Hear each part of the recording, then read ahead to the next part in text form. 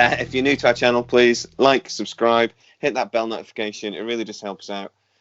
We're talking about Covid-19 and where it may or may not have come from. Was it a natural illness that's just appeared, or was it man-made, potentially in a lab in the Wuhan province? Trump's revelations in the recent days are pretty much saying that he's seen evidence of. Yeah. Even though his intelligence services have come straight out and released a statement saying, we haven't seen this evidence and there's no evidence currently that it was man-made. So he disagrees with his own intelligence services again. But I think intelligence services, when it's this important, tend to deal with absolutes, don't they? Whereas Donald Trump doesn't, potentially. No. He may have thinks he's seen the evidence, perhaps. I don't know. Although there is some quite good evidence for the case for it coming from the P4 laboratory in Wuhan. Right. So if we start with that, then the scientific evidence. First of all, China sequenced the genome of this illness really quickly. I mean, by mid-January we had a sequence, but I actually thought that was released by the Chinese government, but actually it wasn't. Yeah, it was a company within China, or a lab within China, that sequenced it, sent that information to the CCP expecting a response, didn't get one after 5 days, so just released it, just put it onto these forums and released all the information, much to the annoyance of the Chinese government afterwards. One story circulating is that Bill Gates owns a patent for Covid-19. However, this isn't quite true. The Pilbright Institute, partly financed by the Bill and Melinda Gates Foundation, did patent a weak strain not related to Covid-19 or any other bat variant back in 2018. This patent was to protect their work on this strain of corona as part of plans to create a vaccine for birds and other animals. Could this still have been part of some evil plan? I don't know, but as usual, it's just not as simple as some would lead you to believe. It is really true, though, that Bill Gates is throwing his billions into this, and that is for certain. His motivations, I hope, are for the betterment of mankind, but it is really a concern that his agenda, whatever that might be, is driving so much debate and research. Back in China, though, the cover-up was in full swing. Yes. Several statements were released by early January saying, do not share information. There was actually a statement by the head of the Wuhan P4 lab telling all of the employees, destroy any conclusions you've made, destroy any evidence you've got, and don't talk to anybody. So, not the actions of somebody that's completely innocent and trying to help the rest of the world. Certainly not. No. Seems like the actions of a man trying to cover up the true source. Yeah, an entire country trying to cover up the true source. So the science of it then. Do we have any scientific evidence to suggest it could be man-made? We should say the bulk of the mainstream science community say that this is a naturally occurring virus, evolutionary related to SARS and MERS. But there are some questions that still need to be answered. Yes, there's quite a substantial amount of scientific evidence that suggests that it's man-made in terms of the sequencing of the virus itself and the similarity of certain proteins, the NSP and the NSP7 and the E proteins, 87% on the NSP7 protein. I think there was 2 to 3 different proteins, amino acids groups that were 100% the same. And some scientists, not a biologist, that's Donald Trump's favourite saying as well. Not a doctor. I'm not a doctor, but you should do this. Like, what you should do is maybe we should inject bleach into ourselves, but I'm not a doctor. But I'm not a biologist. But some scientists seem to be saying that because these are 100% the same, it cannot be natural. That cannot be an evolution of the virus. So, no. When I first started researching claims that certain scientists were saying this could not be a natural virus, I was able to find lots of examples. Now, following up, during the edit, I can't find many. They seem to have been taken down. No. And if you've got scientists stating that kind of... Basically, for a zoonotic jump to occur, you'd expect there to be some kind of mutation in the virus. But when you've got exact 100% match on the spike protein, which is the protein that allows the key that allows the virus to penetrate through the cell wall and inject its RNA into the cell in order to multiply. Yeah, and they talk a lot about this lock and key thing, don't they? And that the S protein, that's the reason why it can't jump normally, is because it doesn't have this S protein, and this S protein allows it to jump. So if we talk about Shi Zhengli, the Batwoman of Wuhan province, a major scientist and sort of leading scientist in coronaviruses over the last 10, 15 years, really, since Mars and SARS, isn't it? Really, she's been doing a lot of research in this area. One of this is actually the woman that the intelligence services have said they are investigating. Yeah, all of the Western intelligence services basically are investigating this woman, and we know this through the Australian government, who weren't so quiet about admitting it, but they're on that 4 ticks agreement between Britain, America, Canada, and Australia that they share intelligence. So they were quite open about the fact, we're investigating Shi Zhengli. So. And it seems to tell us with good reason as well, since she was, she was working on viruses that were collected by the People's Liberation Army in China from bats from the Zhejiang province.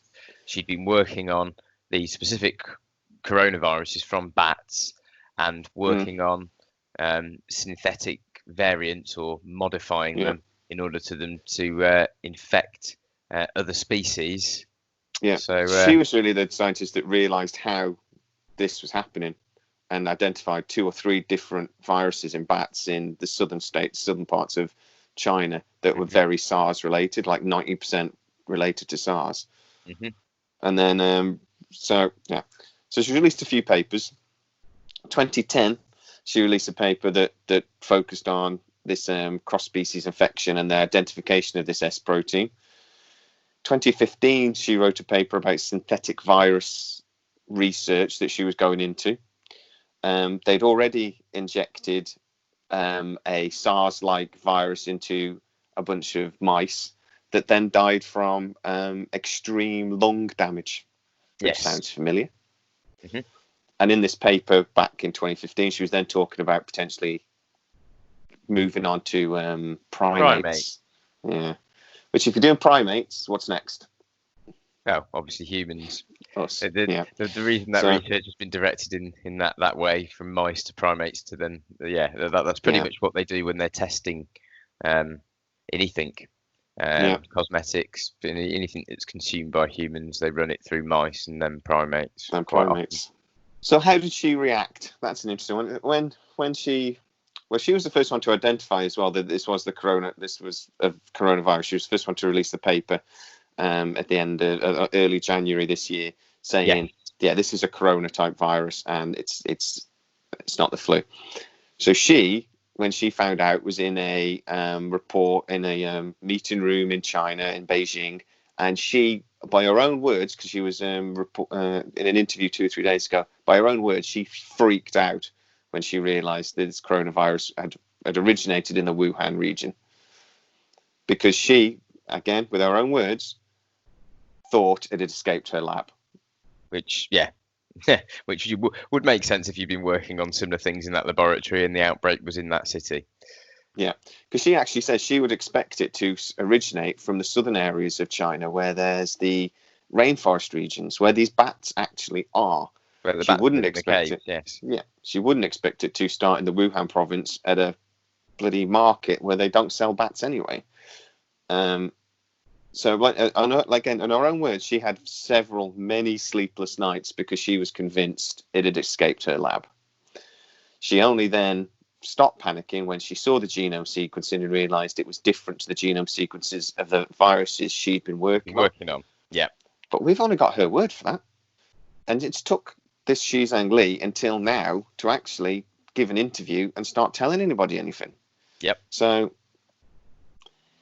it seems to me that there's a woman that's been looking into SARS type viruses, has been looking into how to genetically modify those viruses and then modify these S proteins so they can infect humans. Yep. And then was convinced her work had escaped by her own words, and now we're supposed to believe that it wasn't, that these are just coincidences. Well, I suspect the China Communist Party got to her and told her to release the second statement, would be my guess. Yeah, or else. Well, because there have been other instances of the Chinese threatening doctors, scientists. That have started to break the news of this novel coronavirus. Dr. Li Wenliang.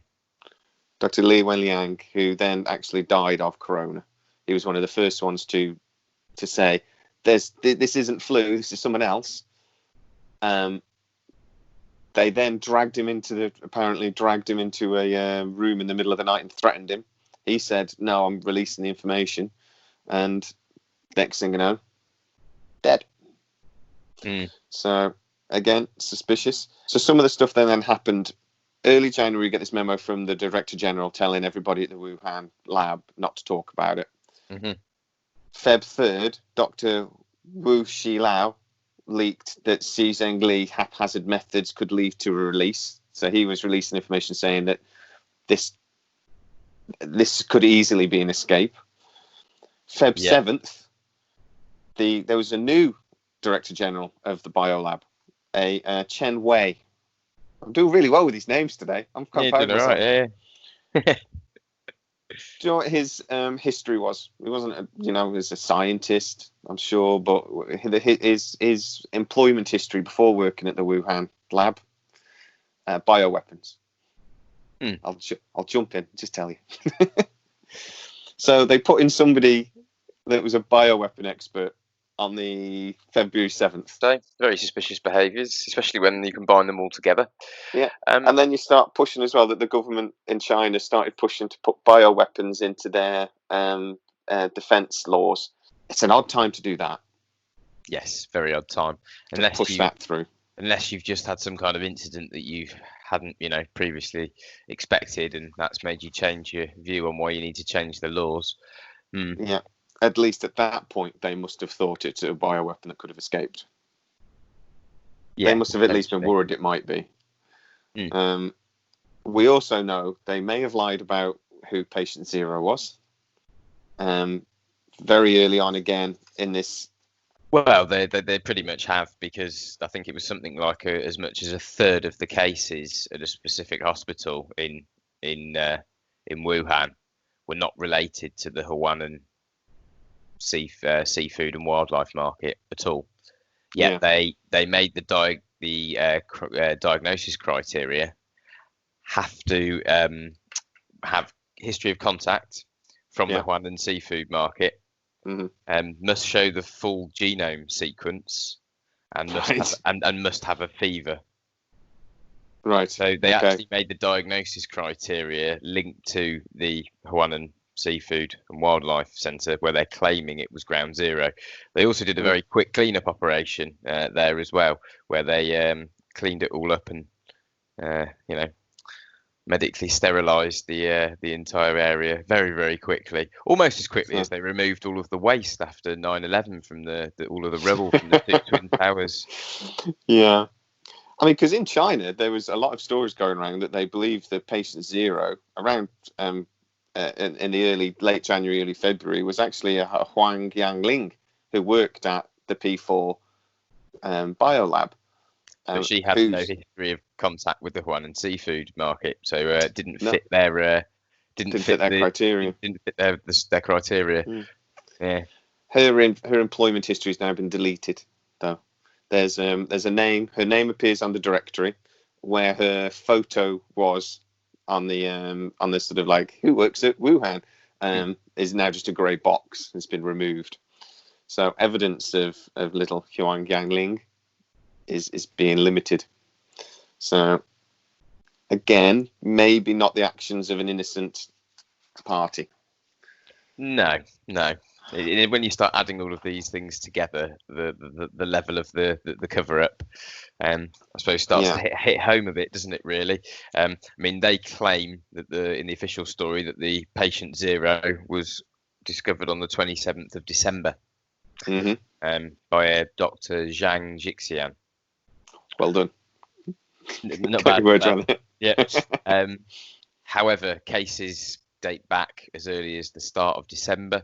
I believe the lady that you just mentioned that they believe might be patient 0 goes back to the 1st of December, or perhaps even into late November. Late November, early December. The problem is we don't know for certain. No. Because again, China's not being forthcoming. I think the one thing we can all agree on is that China's not been forthcoming with the numbers. They were not forthcoming and tried to hide it as much as possible, which allowed it to get out. For as long as possible, yeah, which allowed it to spread globally. Yeah. I mean, there are already legal cases being taken against China in America to say that, like, because this was released the way it was, you owe us money because you've crippled our economy. And a think tank in Britain decided, had a think about this, and just going on that fact, that China should pay reparations of 3.2 trillion to the G7 due to the economy and the damage this is going to cause to the economy. Never mind the fact that it might actually be a man-made virus that's escaped. Can you imagine the repercussions if that was proven, if Trump is actually right? Yeah, that's massive, of course. I mean, I genuinely think China's assets all over the world will be frozen, and people won't be buying Chinese products anymore, will they? I mean, they'll become the lepers of the planet. I think you might see a resurgence of people start making their own things a bit more again, and not relying so heavily on China. Because the real issue you've got though is when I can't remember who it was that mentioned this, but there's several hundred medicines that only China manufacture, which is a major problem. Huge problem. I think there's loads of areas of the problem is that China's the only people that do it, or do it on any sort of mass level, mass scale. Yep. And that take China out of the equation, we're at their mercy in lots of ways, which is again one of the arguments for maybe why there is such massive censorship against anybody saying this could be man-made or it could be China's fault. Could have leaked from a lab, yeah. It does seem that way, because it does seem like the mainstream media are only towing the exact. They're very focused on the exact story line, that the WHO, that the World Health Organization is saying is the true story, and the WHO's just saying exactly what China is saying is the true story. Well, so really, we're just going. China's just going. This is the story. Don't worry about all this other stuff. This is the story. Yeah. And then everybody else is going. Well, we'll better go with that then. Yeah. And because we're terrified because China owns us in lots of ways, Well, not so much us. I'm pretty sure it owns America, doesn't it? Most of the debt China is China controls most of America's debt. They've invested massively in the UK as well, though. Our government isn't, exactly confident to go toe-to-toe with China. No, okay. Yeah, I did think we'd probably have some investment from them, but I don't know quite the scale, but yeah. How much we just turn a blind eye to their humanitarian record. We just ignore it. We ignore a lot of what's going on in Hong Kong. Mm-hmm. There's concentration camps that they estimate to have anything between 1 million and 3 million Muslims in them, and we ignore that. What else are we willing to ignore? But I think maybe if it was proven to any sort of reliable degree that this virus that is shut down the entire planet was man-made and did escape through their incompetence, maybe that would change. If there's enough public opinion to push against it. Maybe. Or maybe it starts World War III, so maybe that's why the mainstream media is not releasing what many of the governments around the world probably have already come to realise. That is also a risk. But I mean, this P4 lab that we'll talk about, it was built after the SARS outbreak, basically. China wanted a P4 lab, and that is like the highest level of biosafety and that can do the work that you can't do in just a normal lab. So they went to the French, and in collaboration, they built this P4 lab in Wuhan. Yeah. It is to say though that the French did pull out of that deal, Yeah. 2 or 3 years into it, because they believed there was bioweapon work being done, and this lab could be used for bioweapons. That's a concern. For one, why would you go to the French to try and build anything? And then two, that they then got so nervous they pulled out of the deal. You know? Yeah, it does ring alarm bells, doesn't it, really? If they suspected it was being used for military weapons development as opposed to just a research facility. Yeah. Now, I don't actually think the coronavirus is a weapon. I don't think it was a bioweapon. I genuinely think they were trying to research how to understand SARS. And to do that, you have to they made this chimera virus to try and understand how it works. And then by understanding how it works, you can hopefully have a vaccine against it, or a treatment against it. And it got out. I genuinely believe that's the way to think. But what else were they potentially doing in this lab? I mean, as well, there was a lot of stuff going around in China early February again that was released by a Chen Chao, that Wang Yanyi, the director of the lab at that time, was actually suspected of releasing the virus. These are not conversations we've had in the West. These are not things we've heard in the West. No, but in China, it was common. It was talked about a lot through social media that it was believed this was the case, which makes it sound like in China they think it's a man-made virus that was released. But we're not allowed to talk about that. Yeah, no, I suspect it was probably an accidental release, though. I don't think there's potential. Well, there's very little evidence for it being a purposeful release.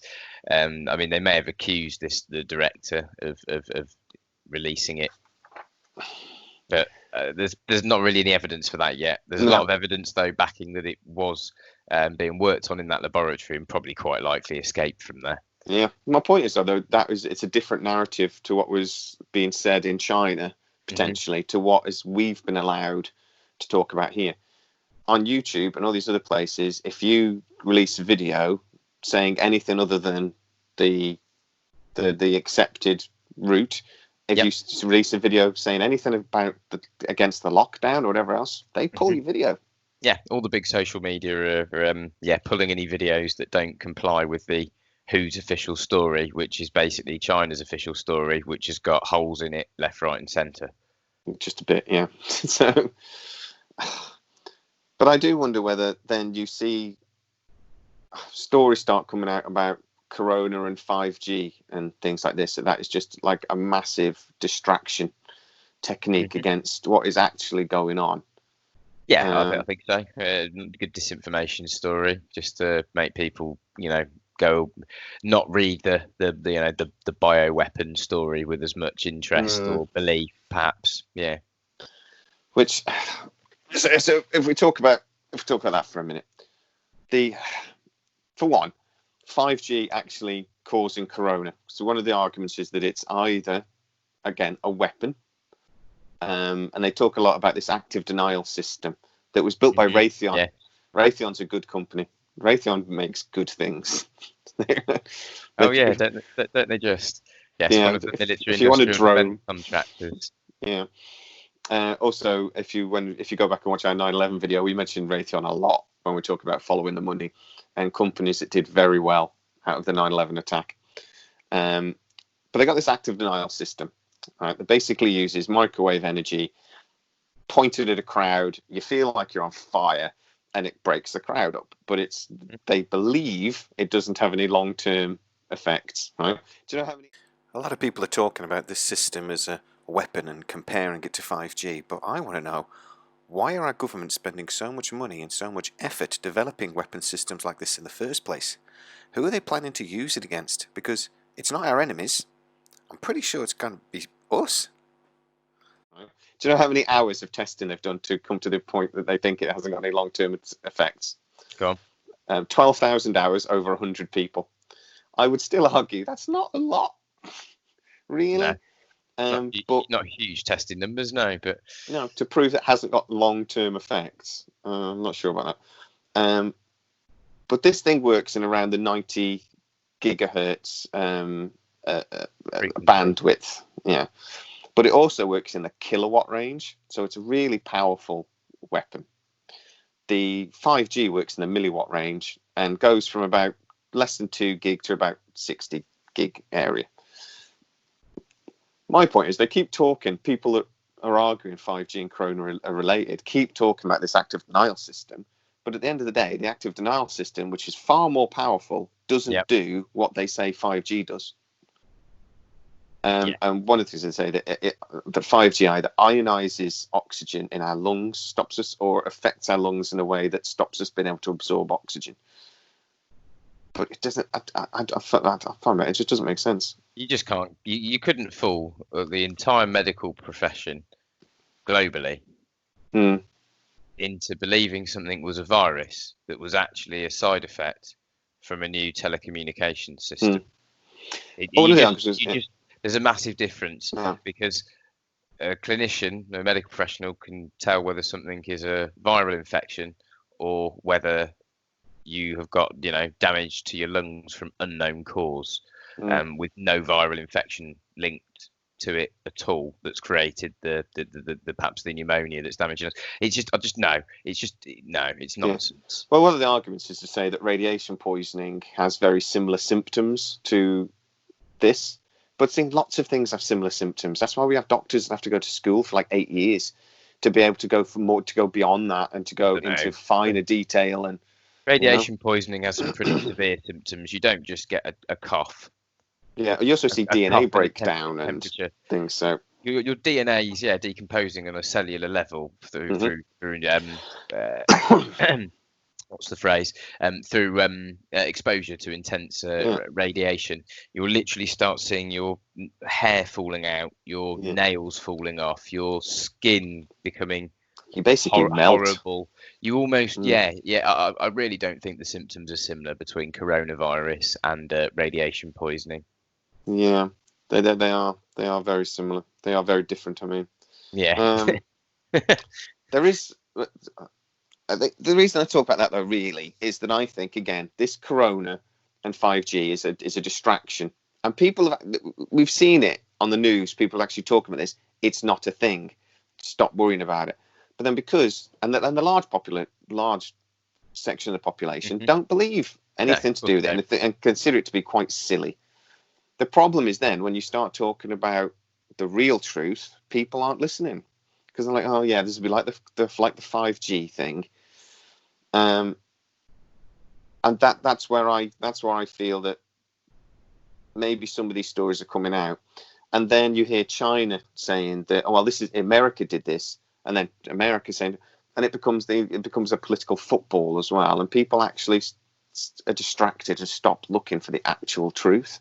Yeah, exactly. Yeah. So it's a good tactic for the people involved in the technology behind 5G, because it will mean that people, now we've had this fake story about it linked to coronavirus, will probably not look into the real health implications behind, which are potentially constant massive exposure to low power radiation from our mobile phones. Yeah. I mean, I've seen one study that said what they did was they aimed a 5G signal at 60 gigahertz at an eyeball, and they did that. And when the experiment was over, they said they saw no heating, no DNA degeneration, so it's considered safe. But they only did that for 24 hours. We're going to have to live with 5G for 7 days a week forever, and. Now, there is a strange natural phenomenon that does happen around the 60 gigahertz range. Oxygen begins to absorb the EM energy. 90% of the energy absolutely emitted from a 5G signal at this range will be absorbed by the oxygen molecules. Now, this is something that is actually well known in science, and for years has been used by the intelligence services. Short-range communication between spies is possible, but eavesdropping becomes nearly impossible as the signal disappears into background radiation really quickly. Initially, many theories stated 5G could ionize the oxygen, literally sucking it from our lungs, but this is just not true. But what if this strange 60 gigahertz phenomenon meant the oxygen could no longer be absorbed by the body? Some argue that the oxygen molecule oscillates after it absorbs this energy, stopping it being absorbed by our blood. That, in conjunction with a new flu-like virus and the fact that our immune systems are already compromised by a poor modern diet and general poor health, together is what's causing so many deaths. I think this idea is actually really powerful. But oscillating oxygen? If this is the case, why are we seeing deaths all over the world when 5G isn't everywhere yet? Also, the physics really doesn't add up. Oscillating of the oxygen molecule would be brief. An excited oxygen molecule can't store energy, and as soon as it's absorbed by the body, removing it from the source of the energy, it would stop and return to its normal state, being able to be absorbed by the body as normal. Again, I'd argue that there is a possible risk to 5G and all wireless technology, but it's not maybe the one David Icke and others are talking about. I mean, engineers love 5G because it requires less power at the antenna, and you can have lots of little things. And the phone companies love it because our bit rate's going to go through the roof, and we're not going to have the infrastructure of the wires through under the pavements anymore and things like this. Smart cars become possible, and so brilliant. But nobody's done the medical. Nobody's actually looked into.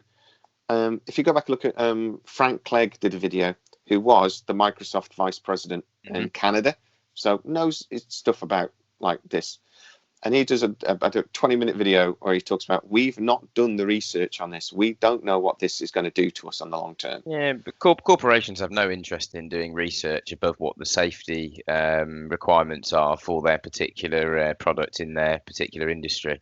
It just hinders profit. Yeah, that's an easy way of putting it. It does hinder profit. But the people that are making the decisions... There's no interest. It's all down to the board that perhaps that the government assigns to look into the safety concerns.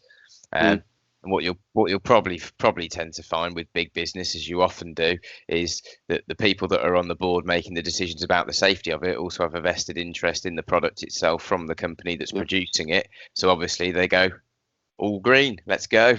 Yeah, it works.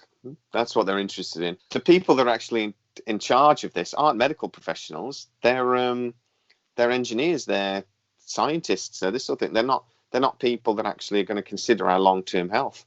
Not that there's been any research to find out whether there is a damage to our long-term health anyway. And this isn't just 5G, by the way. This is all wireless technology. Well, yeah, of course. Also, if you're an engineer that's created a product, you have no real interest in the safety of it or finding the safety of it to be very poor, because then the product that you created is of no real use. Well, so again, exactly. If you're a scientist testing the safety on your own invention, then again, there's no real interest in safety because you. Yeah, but some of the research. Moral. Yeah, but some of the research that is being done is actually quite scary. There's a Dr. Jarl Stein who's looking at how the EM at these sort of frequencies potentially affect human beings, and they're saying that it doesn't, and they're higher giga wavelength, it doesn't penetrate our skin. It's got really crap penetration. That sounds pervy. Right. Right. But it's got high data. Gigahertz is a frequency. The wavelength of something is 1 over the frequency. Yeah, so it's the wavelength. That's the problem. So the wavelength, when you got the higher wavelength, it's got rubbish penetration, but you've got better information load. So that's when we're going to get our 100 gig per second download speeds. Is this higher wavelength? But that doesn't penetrate very well. So it's not going to go through our walls and things very well. And it doesn't penetrate the skin. But this Dr. Jarl Stein said the problem is our sweat glands might actually act like EM conductors, allowing for greater penetration of these wavelengths, because they're literally our sweat glands almost act like little antennas feeding it into the body. And this is, this isn't again some quack. There are lots of scientists going, oh yeah, but well, because they're ion channels. That's how your sweat gland works. So EM radiation might actually be a thing. And even Dr. Jarl Stein says, this is really early on. Don't get me wrong, it's really early on. It's only a possibility, but we need to look into it. And lots of other people are saying exactly the same thing, but there's no money to do the research because the people in the 5G aren't interested. No. Well, why would they be? Why would you want to? Safety is not a big concern. As I said, it hinders profit. Yeah. And what does big business go after without pretty much anything else being considered? Profit. Yeah. Exactly. How many companies have there been? Big corporations. How many scandals that have been Mm-hmm. uncovered? Let alone the ones that haven't. I mean, all you've got to look at is Monsanto, for example. Roundup. There's that guy in America now that successfully sued Monsanto to the tune of 300 million, I think, maybe in the late 200 millions, for because he was using Roundup daily for his job as a groundskeeper at a school, and it's given him non-Hodgkin's lymphoma, or his skin cancer all over his body. His skin's awful, and they can pretty much have attributed it to the Roundup. to Roundup. But I think I've used Roundup. Right, but Roundup is supposedly been approved 20 years ago as safe. But when you actually look into the testing of it, you find that Monsanto was heavily involved in the testing of its own product and probably falsified some of the testing. Well, this is the problem. It's the tobacco industry all over again. Yeah. It's just a modern day version of these companies doing their own research and then saying something's safe. I almost believe that the idea of a corporation is evil in its very nature, because it's the It's the continued quest for more profit at any cost. Yeah. And when you start then looking at things in numbers, you just look at the numbers, you start to realise that, yeah. So let's talk about 5G from a radiation point of view then, right? It's going to, you get far more radiation from your handset than you actually do from the antennas. It's about 50% of the safe levels actually come from your handset, but the antennas only generate about 1% of what they think is safe. But 5G is a bit different in that energy can be focused at you. And again, nobody seems to know what the risks of that are. Again, just because it's a far cleverer, it's almost like fine tuning what we already had, right? In a simple term. David Icke, when he's talking about this, he talks about artificial intelligence and how 5G is the next step towards us all being plugged in to this artificial intelligence by 2030, and that we're all going to become the Borg from Star Trek. The problem is probably not wrong. We're pretty much almost there. It's just our smartphones aren't integrated into our bodies yet. But you're pretty much already a cyborg, because you're using the amount we use our smartphones as a link to communicate with the rest of the world. There's actually an argument. I saw scientists say that we're actually now, evolutionary wise, in the last 10 years have leapt forward massively, because we're all far more intelligent than we were. Because any question you ever have the answer to, you can ask your phone and know instantly. So as an extension of your body, we're really clever now. So, which is an interesting way of looking at it. And then you've got Elon Musk working on a high speed interface between the human brain and electronics, and electronic technology. And then give it 10 years, we could pretty much be there. He believes, he believes in 10 years. This number of 2030 keeps coming up. And David, he goes on and on about that a lot, but it is actually quite scary that it does always seem to be within 10 years. But I think scientists and engineers think in this 10-year thing, because we've been talking about cold fusion energy, and it's always 10 years away. And it's been 10 years away for the last 30 years. But going back to the Elon Musk thing, though, he's creating these soft wire interfaces, which are really delicate but far more effective. Yeah. And the official reason is to work with people with disabilities, so that they can be interface brain to say if you had a false arm, you could have a robotic arm, interface it directly into your brain, it would work. Or you could interface with your electronics, you could interface with things. The military have been working on this for years. They've been trying to do like targeting systems that interface with the brain using like PEP scanners and things. And they work to a degree. I think they do work. They've got some of these systems, haven't they, already? I think, We've seen people playing Pong with just their minds, 10, 15 years ago. So it's a bit scary on where the technology could be. But the problem is, if they designed it just for that, it's not going to be used just for that, though, is it? It's going to go further than that. Technology is going to interface with us over the next 20 years. And some people are not going to like that. Some people are going to love it because it'll make your life so much easier. Yeah. But then how do you stop the AI, which we know again is being developed, from taking over? How are you going to know if your thoughts are you or the AI or the machine you're plugging yourself into? Well, we're heading towards Starnet, probably, aren't we? To be quite honest, It was Skynet. Skynet, sorry, Yeah. Skynet seems like it's where we're headed. To be quite honest, it's scary when you actually think that Terminator might not be far from the real world in the next 10, 20 years, and then you look at some of the conversations between. There's various artificial intelligence robots that they've created. Boston Dynamics is leading the way on some of these robotic systems, and they look a lot like things from Terminator. They very much do, yes. But also, just when two of these artificial humans get together and they start conversing between two AI robots, and they start talking about how they're going to control the world, and that has popped up once or twice, apparently. It pops up nearly whenever they get two AI robots chatting and leave them to it. It always ends up going down that line almost. Well, that's that was the storyline of the Matrix, wasn't it? Is that the robots just did it as they weren't evil; it was logic. Humanity was destroying the planet, so we had to destroy humanity to survive, and that was basically the logic. And I was like, oh, God, that kind of makes sense. We are destroying the planet, so. But so one of the things David Icke does talk about, which actually did actually scare me a little bit when he was talking about how 5G could be used as like brain control, but it made me think about EM radiation and electromagnetic fields do affect human mood. We already know that. I've told you before about how it ruined ghost stories for me, because I saw this study. And it was a bloke who basically had this metal ball, and people could sit in it because I can affect the magnetic field in this chamber, and I can make people think like that they're being watched. I can make people think there's somebody in there with them, and I can do all this stuff by affecting the frequencies, and it always worked because the magnetic field affects your brain and make it thinking. If you do it the right way, it can affect your mood. It can affect everything. Yeah. All of a sudden, I'm thinking 5G could be used for that. And that would be scientifically reasonable.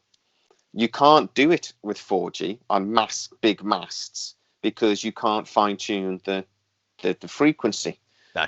You could do it with 5G. And that's a little scary. Yeah, potentially, yeah. And that is like scientifically, that's perfectly reasonable. And let's be honest, if our government had that technology, I think they'd be tempted to use it. Oh, of course they would. You could placate an entire population. You could make us scared. We wouldn't know why. And then content. And then you throw that in with mass media and other psychological methods of control, and all of a sudden you've got a population that does exactly what it's told to do. Yeah, exactly. Well, combining that with all of the entertainment mediums to keep you distracted from the real news and what's going on in the world as well, and a little dulcet tone. No, little dulcet tone over the 5G that just keeps you content. Keeps you happy, keeps you stop arguing. Yeah, makes you want to go to work. If that was a way to But again, this is a point, isn't it, about how the coronavirus 5G connection is distracting us from the real risks of 5G. Yes, completely. And now, because of this connection of 5G and corona, the bulk of the population isn't going to believe any other. There's going to be another crackpot conspiracy theory, when actually there are real risks that we need to talk about, and the bulk of the population isn't going to care. Well, the other thing is, I mean, the amount of YouTube videos you're seeing that are doctors and things like this with their expert opinion talking about things that don't really. A lot of the one that goes around Facebook a lot at the moment is they were talking about how they didn't really believe the lockdown was effective. That keeps getting pulled, but that's doctors. They are genuinely, Yeah.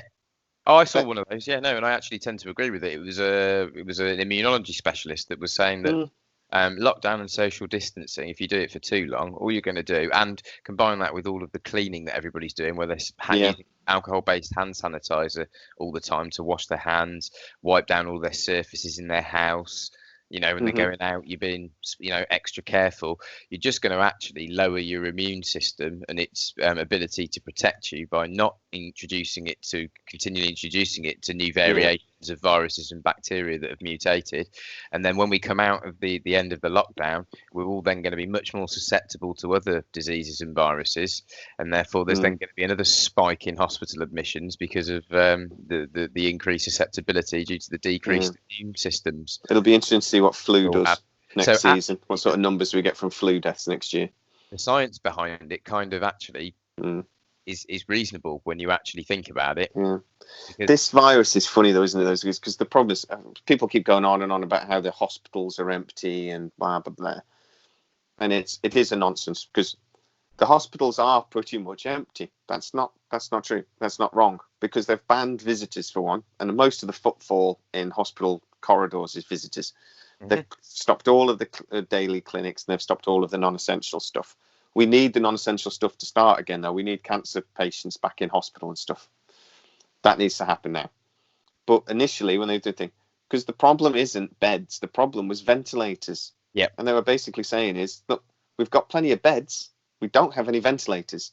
So we need to stop people getting this virus as quickly as possible. We need to slow it down.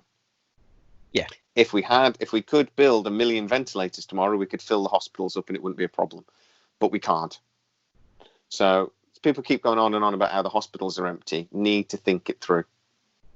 They're just reacting to a popular story on Facebook. And so, what's your final thought on it then? Corona, man-made, escaped a lab. I think there's an overwhelming number of coincidences at the very least, which Occam's razor points to it having escaped from the P4 laboratory, where it looks like they were looking at reverse engineering coronaviruses from bats. Not reverse engineering, sorry, engineering coronaviruses from bats to change some key components in order for them to cross species infect. And I think that the papers that what was it? I forget her name now. Dr. Shi. Oh, I'm gonna have to go back to my notes. Yeah, same. Shi Zhengli. That's it. Shi Zhengli. So so the papers that Dr. Shi Zhengli released about her scientific endeavours into coronaviruses and her initial reaction, followed by what seems to be the China Communist Party's enforced re-reaction once they've got to her. I just think there's too many coincidences. Occam's razor points to it coming from the lab.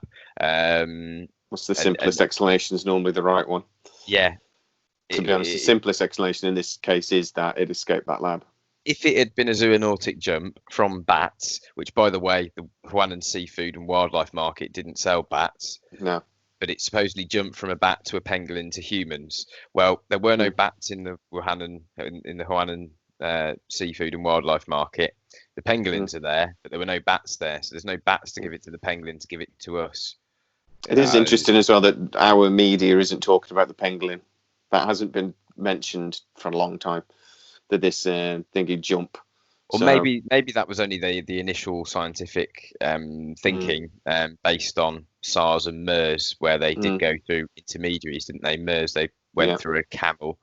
But it begs belief, because if the bats if it had been a zoonotic jump from bats to humans, even with an intermediary, it would have occurred around where the bats habitate. Yeah. So again, it should have happened in the southern parts of China, not Wuhan, which is up into towards the middle. And then you've got the French waving the flag, blowing the whistle, saying they're doing weapons stuff here. This isn't. We don't want to get involved in this laboratory. We're not getting any more involved in this. We already have, and pulled out after they'd helped build the place. You combine that with all of the scientific papers released. It's just so the chances of all those things coinciding are in the astronomical numbers. For me, it seems simple that she released all these papers saying this is what I'm trying to do, and then a virus that does exactly what she was trying to do appears 2 minutes down the road from where she was doing it. Yeah, screams that this has escaped. Yeah, of course it does. I don't see how you could come to any other conclusion with. It's difficult. Some of the facts that are now available, really. And China can never let that happen because, like you said, it could lead to World War III, but at very least, it'll destroy the Chinese economy. The entire world will turn against them. Yes, and the entire world will demand reparations. Exactly, and China's rise will be very much halted. So and potentially I'm sure reversed. CCP will be well aware of this, and will have obviously, and that's why they're doing what they've done. And stamping down like they do.